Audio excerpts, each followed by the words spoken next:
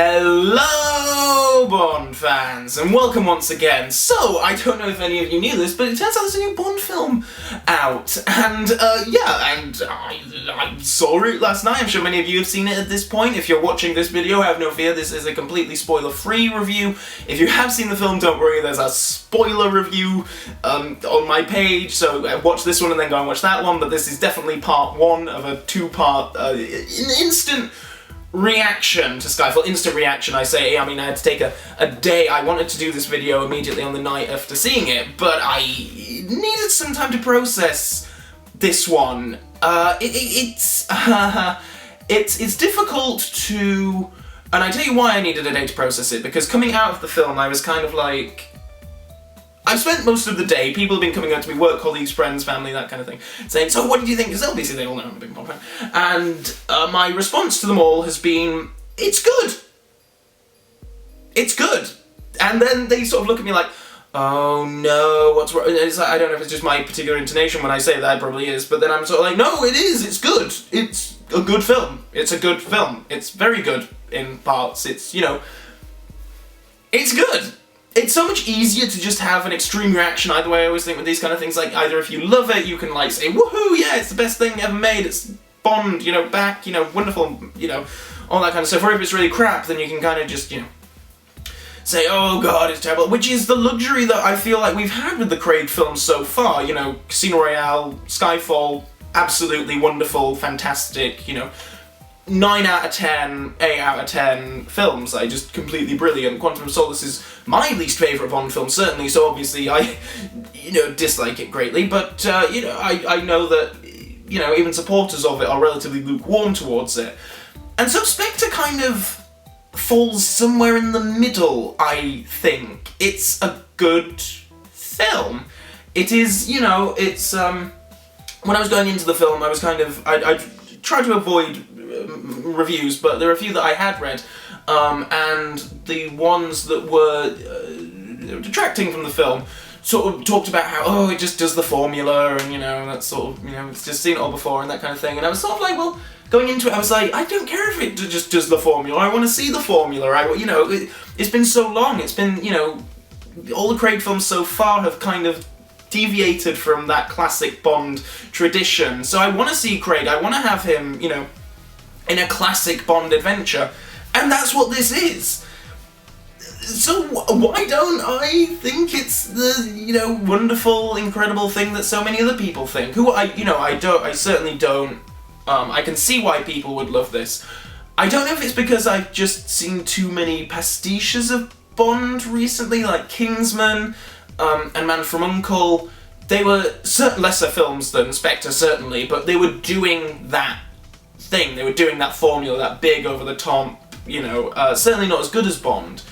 But I was just kind of thinking all the way through Spectre, I was just like, it feels kind of pastiche-y in parts, because it does adhere to the formula so much that it's kind of like, where's the twist? Where's the surprise? Because like what I feel like we've had in the other Craig films, even Quantum of Solace, I can't say I knew exactly what was going to happen. And in Spectre, you're kind of like, okay, everything's just sort of going along as expected. But please don't for one second think that I in any way dislike this film. I do not. It is a really great couple of hours of pure entertainment. I was entertained all the way through. Thoroughly. The action sequences are largely very great and impressive, fun. I like how much humour is in this one compared to the other Craig films. I like Craig's performance in this one. He's so cool and effortless, and it's interesting watching him. I watched the other Craig films Friday, Saturday, Sunday, building up to this in order, and it's so interesting watching that character evolve from Casino Royale, Quantum of Solace, where he's kind of the same, to Skyfall, to Spectre. He really has transformed throughout these films, and now he is the Bond that we know and love and adore, and I do adore him. He is so, like, I know there's been a lot of talk about whether or not he's going to do another one, but he has to. He has to do another Bond film, because he's so in this. I need more of him. I like this. I need more of this version of Craig's Bond on film. and that's a good thing. He's fantastic. He nails everything, and the humour, he just has such a dry quality to him. So like, I'm not going to spoil anything and like, you know, pick out particular moments, but the humour is there, and it's wonderful. And the rest of the cast are, of course, absolutely fantastic. I would be spoiling things if I went into any greater detail here, so I'll talk about that in my spoiler part 2 of this review and head there after you've seen the film. But as far as, you know, cast goes, it's solid. I've talked in the past about how I've got, you know, what I would call like mid-Sunday afternoon Bond films, like Bond films that you don't really have to pay much attention to. You can have them on in the background while you're cleaning, or, you know, just chill out, watch. It's easy, it's not taxing, and that's exactly what this is. I've often cited Tomorrow Never Dies and Octopussy as being my, like, go-to, you know, if I'm chilling out, I just don't really want to think about anything, I'll just put on one of those and it's fine. I'll be thoroughly entertained for a couple of hours. Spectre is exactly there for me. And I know that sounds like I'm doing this film a disservice because so many people don't really like Octopussy and Tomorrow Never, especially Tomorrow Never Dies. I think you can put them midway on my ranking list. I think they're great, entertaining adventures, and that's what I think Spectre is. It is a great, entertaining adventure. It's not taxing. You can just kind of sit, watch it, have some fun, you know, have a couple of drinks and popcorn while you're watching it. It's, and maybe it's great that we've got that, but the thing that, that Skyfall had that Spectre can't have is that Skyfall had the whole Judi Dench thing, and that gave the film some emotion, a greater emotional response from me especially, and I'm assuming for a lot of Bond fans, because at that point Judi Dench had been, you know, M for 17 years, and to see that character, you know, put through, you know, in that kind of situation where she obviously dies, and, you know, there was some kind of... I was talking about this with my flatmate when I got back last night, because I was kind of like, I don't know what to put my finger on it, like what exactly it is that... what it is, because I should be thoroughly, you know, on the party, you know, no one wants to be outside the party, I want to be in the Spectre party, you know, waving, you know, flags and saying how wonderful and amazing it all is.